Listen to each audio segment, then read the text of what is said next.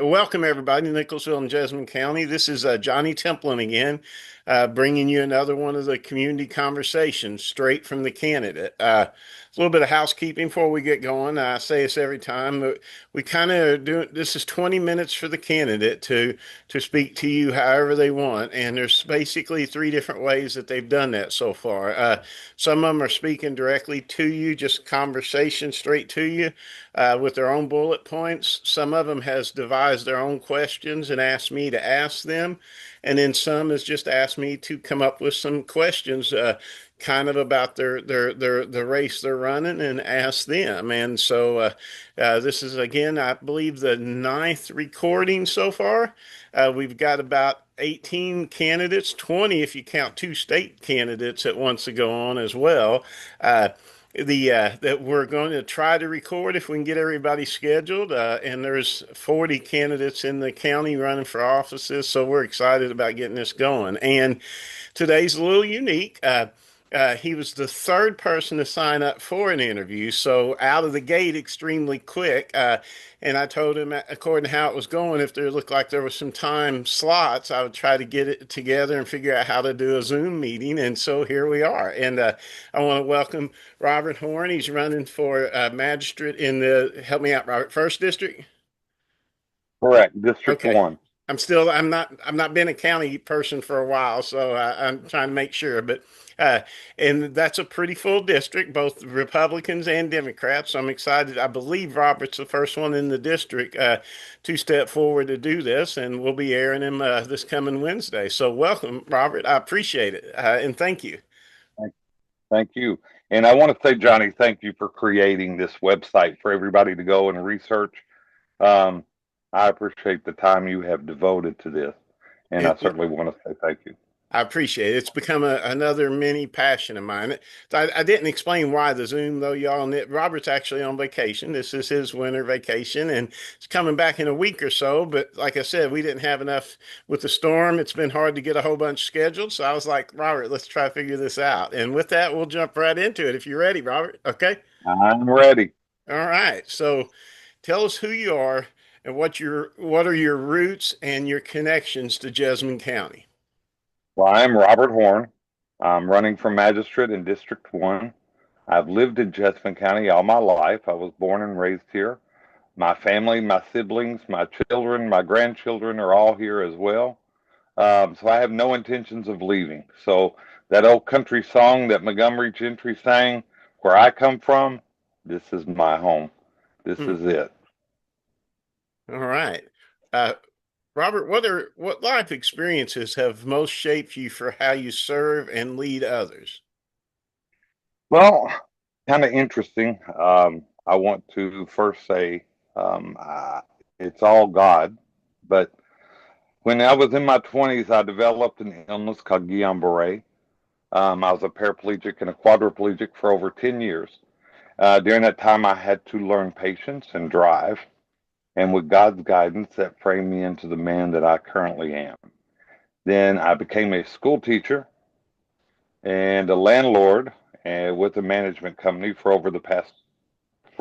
over 20 years, with the ability to work with others um, as a landlord, and oftentimes in difficult circumstances. And then I became with a company called Chamberlain Edmonds. I was a legal representative. My office was at UK Hospital, where I assisted and represented patients for disability if they had qualifying factors, and I would offer to represent them free of charge. And that formed me into creating and loving what I do. The passion comes from, of course, as I stated, my Guillain-Barré. So when I fell into the form with this company, um, it just matched as a perfect set for me.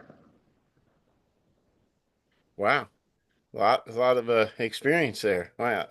Yeah. So, what made you decide this was the right time to run for magistrate? Well, that's also interesting, John.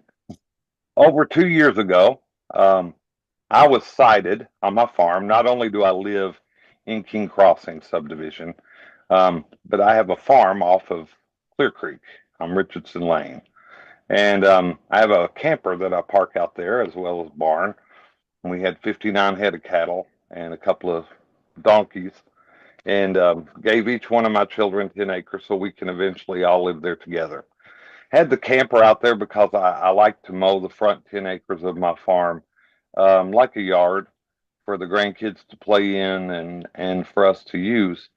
And I was cited by planning and zoning for having my camper parked too close to the road, and then also that it wasn't allowed to be parked there more than 2 weeks. I began to research the laws and county ordinances and found that Jessamine County wasn't going by state laws. So I went and met with the county judge executive and explained to him, showed him the laws, and he said he'd be happy to look at that and check into it. Then he wound up basically ignoring me. I went to planning and zoning in several meetings and provided them with packets and explained to them the laws and proved to them what was going on. And they ignored that. So since everybody didn't seem to go by the laws, I felt it was time for me to step in and try and make a change. I understand. Yeah. In your view, what is the role of the magistrate within county government? But in my view, first, I want to say, as a politician, I do not believe we're leaders. Okay, I believe we're servants. Hmm. Okay, and I think people need to think of that because when we are actually a servant, we're a servant to the people. We should do what the people are requesting. So when you serve as a legislature on the fiscal court, our job is to approve budgets, pass local ordinances, oversee county operations, and act as a liaison between our local government and the people we serve. All right. Um, how would you describe your leadership style when working with others who may not agree with you? It's usually always that's not all you hear, but I believe in listening to others. I like to use good judgment and try to make an educated decision for the best outcome for all, and not just a chosen few. I believe sometimes people may be appear. Sorry, I believe sometimes people may be appear to be difficult. However, when in fact, I think they just want to be heard. And then sometimes we just have to agree to disagree. Gotcha. What does transparency and good communication look like in county government?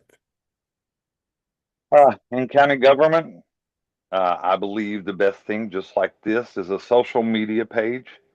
Um, I think all meetings and votings should be recorded for everyone to see, but I also think it should be posted so if you'd like to attend a meeting, there is no confusion. I know that currently they list the dates of different meetings and when they're happening, but you have to go to different pages. Why can't there be one central location for everything to make it easy? Unfortunately, I am not a computer guru, not good at that. I need it simple. Um, so I believe in trying to make it simple. I think all meetings should be recording, and I think all votes should also be recorded as well as a roll call. Because if I'm going to serve the people, I think they need to know how I vote, and I should be accountable to that. I think the name and phone numbers of all officials should be available and listed on this website. Again, I know that I've lived in my subdivision 22 or 24 years. I have never met my magistrate. I didn't even know who it was. I would have had to have called the courthouse and find out. I know that when I was cited for my camper out there at the farm, I didn't know who the magistrate was out there. I had to call and find that information out. Didn't know how to reach out to them. And then, of course, I didn't find them to be much assistance. So I felt like those are not, if you're serving the people, you should certainly be a lot more accessible. And I don't think that it should be hard to find out who it is that's representing you. Absolutely. How would you approach decisions that affect county budgets, services, and long-term planning? Well, the best thing I believe is to review the past budgets, right? To see what they've required in the past, and then determine the current needs by speaking with each agency and get an idea of what they need and what they want, and then plan for future growth again by getting them to speak to you and getting advices from those working persons working in that agency and their possible vendors, um, to all strive for a better future. All right. How do you balance listening to residents with financial and operational realities? Now, that was a difficult question for me. I'm thinking about it, right? I think people just want to be heard. Um, I think that when somebody reaches out to you about a concern that they have, it's truly a concern that they have, and they want somebody to know that they're listening. And then I think we, as a servant of our community, should research their request, determine the feasibility, and keep the communication open and keep them well informed as well as the outcome, whether it be positive or negative. Um, People just want to know. Gotcha. Um, what should magistrates consider when making decisions about growth and infrastructure? We should always consider demographics, right? And understand what is needed. Um, we need to look at the comprehensive plan that's been set already and confirm the right zoning is in place. Look at the raw land that's around us and the future plans that it possibly could bring in. All right. How important is long-term planning compared to short-term solutions? Mm, wow. That's Okay. good. Oh, short-term planning. Okay, that is something that requires immediate attention, right? We'll say like the ice storm that just happened. So there's not a lot you can do to prepare for it. You're just unexpected and you're trying to figure it out. However, in long-term planning, we need to plan for a better solution. Create a management plan so if it happens again, like using this ice storm, um, do we have enough salt bins? What about the equipment or personnel, employees? How can we possibly improve this situation in the future? We have to act immediately on what we have, but what can we look at to possibly, if this happens again, be better prepared? All right. What roles should a magistrate play in supporting roads, emergency response, and county services? It's similar to the question that you asked me earlier. I believe we should discuss, review, and plan with these services to maintain the current position that they're at and discuss with them how we can improve the services to better serve the community and to strive to approve a budget that will allow it. All right. How do you plan to stay accessible to residents once elected? Oh, my phone is always, I've had the same phone and phone number since 1993 or 94, somewhere in that area. My number is still the same. I believe that you can ask anybody going all the way back to when my children were small with 4-H and Girl Scouts to as current as when I volunteered as the coach for the Jessamine County fishing team. Um, my number, you call me, I am available. If not, leave me a message. I promise I'll give you a call back.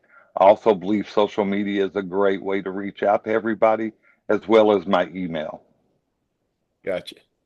What does accountability mean to you as a county official? Accountability, being accountable for your decisions, right?